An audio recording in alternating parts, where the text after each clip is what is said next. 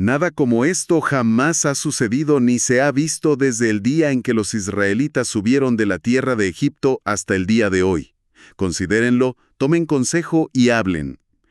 Con estas palabras, que son un masazo, termina uno de los relatos más perturbadores de todo el Antiguo Testamento. Y es justo ahí donde vamos a empezar hoy. Hoy nos vamos a meter de lleno en el capítulo 19 del libro de los Jueces. Es la historia de un levita y su concubina. Un viaje que, empieza casi como un drama familiar y termina en una brutalidad que provoca una guerra civil.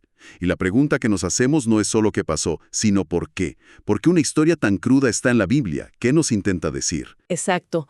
Y para intentar descifrarlo, vamos a usar principalmente el texto bíblico, Jueces 19. Pero también nos vamos a apoyar en un análisis académico, el de A.D. H. Mace, que nos va a dar como un mapa, ¿no? Para entender la estructura de todo el libro. Nos va a ayudar a ver el bosque, no solo este árbol tan oscuro. Justo, esa es la misión. Entender por qué se incluyó esta historia, qué nos dice de esa sociedad y sobre todo cuál es su función. Porque hay una pista, una frase que se repite casi como un eco. En aquellos días no había rey en Israel. Y esa frase parece ser la clave de todo. Bien, pues, arranquemos con la historia.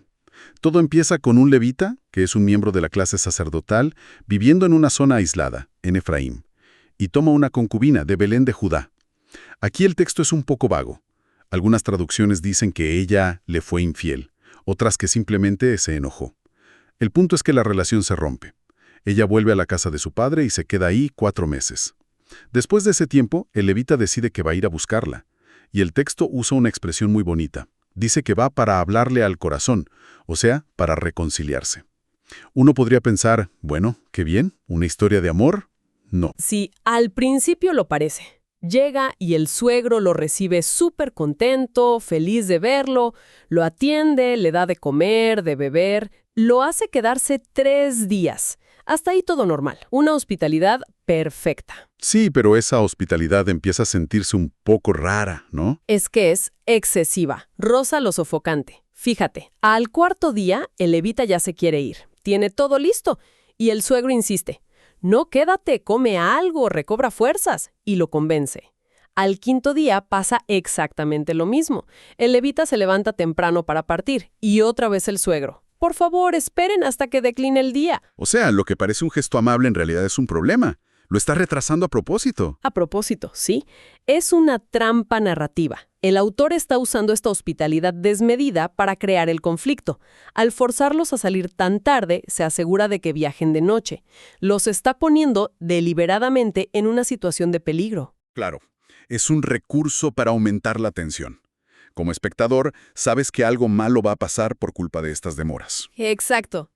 Y esa vulnerabilidad, pues, explota muy pronto. Salen tardísimo. Se les hace de noche y llegan a las afueras de Jebús, que años después sería Jerusalén. Y el criado, que parece el único con un poco de sentido común, le dice, «Oye, ¿por qué no nos quedamos aquí a pasar la noche?» Suena a lo más lógico del mundo. Pero el levita se niega, rotundamente. Y su respuesta es, «Yo creo el corazón de toda la tragedia», dice. «No nos desviaremos a una ciudad de extranjeros, que no son de los hijos de Israel, sino que pasaremos hasta Gibea». Y ahí está la ironía más terrible. Elige Gibea porque es una ciudad israelita, de la tribu de Benjamín. Claro, busca seguridad entre su propia gente. Exacto. Cree que el peligro está fuera, con los otros, con los extranjeros, y que la salvación está adentro, con sus hermanos. Pero la historia nos va a demostrar que la podredumbre más profunda está en el corazón mismo de Israel, no en la ciudad de los extranjeros. Es demoledor. Y llegan a Gibea, se sientan en la plaza del pueblo a esperar que alguien los invite a su casa, como era la costumbre. Pero nadie lo hace. Nadie. Un silencio total. La hospitalidad, que era el pegamento social de esa época, en esa ciudad ha desaparecido por completo. Es la primera señal del colapso. Un colapso social absoluto. Y justo cuando parece que van a tener que dormir en la calle, aparece un anciano. El texto nos da 2 detalles claves sobre él, que es de la misma región que levita, de Efraín, y que vive en Gibea como forastero.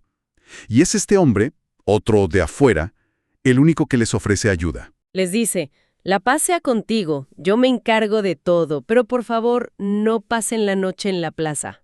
¿Que el único gesto de decencia venga de otro forastero? Fíjate qué potente es eso. Subraya el fracaso moral de los locales, de los benjamitas. La virtud que se supone que definía la comunidad ahora solo la practica alguien que no pertenece del todo. La gente de la casa es la que está en bancarrota moral. Y a partir de aquí, la historia cae en picada al horror absoluto. Están en casa del anciano, tranquilos, y de repente la casa es rodeada por, y cito, hombres de la ciudad, hombres perversos. Empiezan a golpear la puerta, a gritar, y su exigencia es escalofriante. Saca al hombre que ha entrado en tu casa para que lo conozcamos. Y ese conocer, pues, es el eufemismo bíblico para una violación en grupo. El paralelismo con Sodoma y Gomorra es inmediato, es deliberado, la escena es casi idéntica. Pero con una diferencia clave. Una diferencia que lo cambia todo. Sodoma era una ciudad pagana. El mal, por definición, venía de afuera. Pero esto está pasando en el corazón de Israel. La perversión, el cáncer, ha crecido desde adentro. Y la respuesta del anciano es que es casi imposible de entender. Sale y les ruega. No, hermanos míos, no actúen tan vilmente. Miren, aquí tienen a mi hija virgen y a la concubina de él. Se las sacaré. Abusen de ellas. Hagan lo que quieran. Pero a este hombre no le hagan esta cosa tan infame. Esa frase es un retrato de un mundo de valores completamente roto. Es la hospitalidad, un código de honor entre hombres, llevada a un extremo tan perverso que vale más que la vida y la dignidad de las mujeres. ¿Son propiedad? Moneda de cambio. Son objetos que se pueden sacrificar para proteger el honor de un huésped masculino. Es el colapso moral definitivo. Pero es que ni siquiera aceptan la oferta. Y entonces ocurre lo peor. El levita, su pareja, el que fue a hablarle al corazón, toma a su concubina, la empuja afuera y se la entrega a la turba. La violan y abusan de ella toda la noche, hasta el amanecer. Y por la mañana, ella se arrastra como puede hasta la casa y se desploma en la entrada, con las manos en el umbral. Cuando el levita se despierta, abre la puerta para irse, la ve ahí tirada, y su reacción te hiela la sangre. Le dice, levántate, vámonos.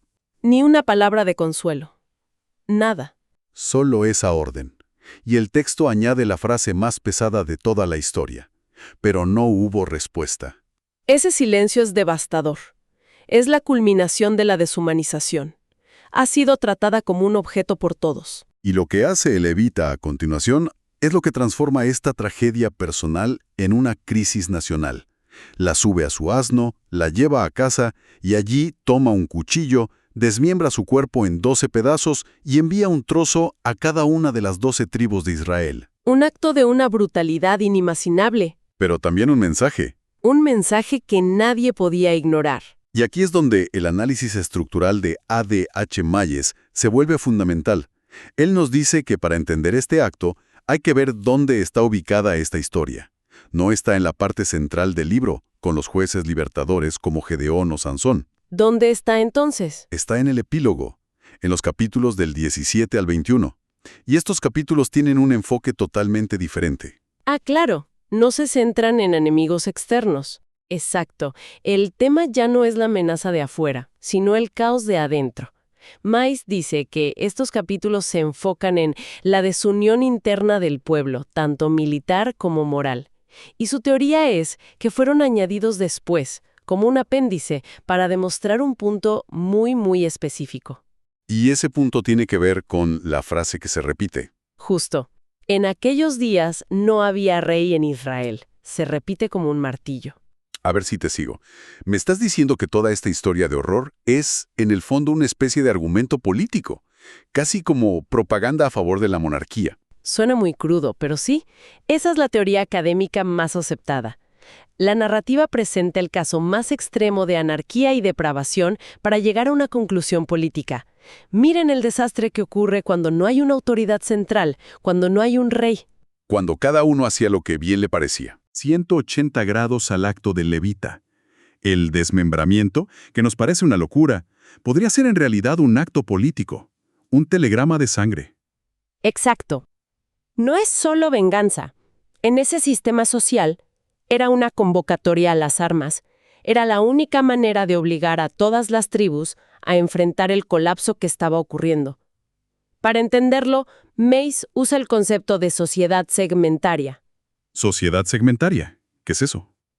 Pues piensa en el Israel de esa época no como un país, sino como una confederación de clanes y tribus, sin un gobierno central. La autoridad no venía de arriba, se negociaba desde abajo. No había policía ni un ejército nacional. Todo se basaba en pactos y obligaciones, como la hospitalidad. Ah, entiendo. Por eso cuando la hospitalidad falla de esa manera en Gibeá, no es una simple falta de educación. No, para nada. Es una fractura en los cimientos de su sociedad. Y el crimen contra la concubina, entonces, no es un asunto privado. No. Es un ultraje contra todo el colectivo. El texto usa una frase hebrea muy potente. Nebalabe Israel. Significa una vileza en Israel. Es un acto que ataca la identidad y el honor de todo el pueblo. Ha manchado a todos. Comprendo. En una sociedad así, sin un Estado al que recurrir, el levita no tiene otra opción. Para que se haga justicia, tiene que forzar a cada segmento, a cada tribu, a ver la atrocidad y a tomar partido. Les está enviando literalmente un pedazo del problema a su puerta. Ya no pueden ignorarlo.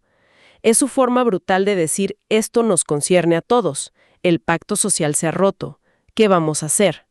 Los está obligando a mirarse al espejo. Bueno, entonces, resumiendo un poco, la historia de Jueces 19 es mucho más que una crónica de terror. Es un retrato del colapso social de un pueblo. Y su lugar en el epílogo, junto con esa frase repetida, no había rey en Israel, apunta a un propósito editorial muy claro. Es una pieza de propaganda promonárquica. Mostrar el caos de la anarquía para justificar la necesidad de un poder central. Exacto. Y a la vez es un estudio fascinante sobre qué ocurre cuando una sociedad basada en la confianza y en deberes mutuos llega a su punto de quiebre. La violación de esas normas desencadena una crisis de identidad que casi disuelve a la nación. Y esto nos deja con una última reflexión. Una que la propia Biblia parece dejar abierta. La historia se nos presenta como una justificación para la monarquía, el orden como solución al caos. Pero lo que sigue a este capítulo es una guerra civil espantosa que casi aniquila a toda la tribu de Benjamín. Lo que plantea una pregunta bastante inquietante. ¿Puede una solución, en este caso la monarquía, que nace de una violencia tan extrema y de una fractura tan profunda, curar de verdad la decadencia moral que la originó? O, por el contrario, el paso de la anarquía al poder centralizado simplemente le da a esa misma decadencia una nueva forma, quizá más organizada y peligrosa de manifestarse en el futuro.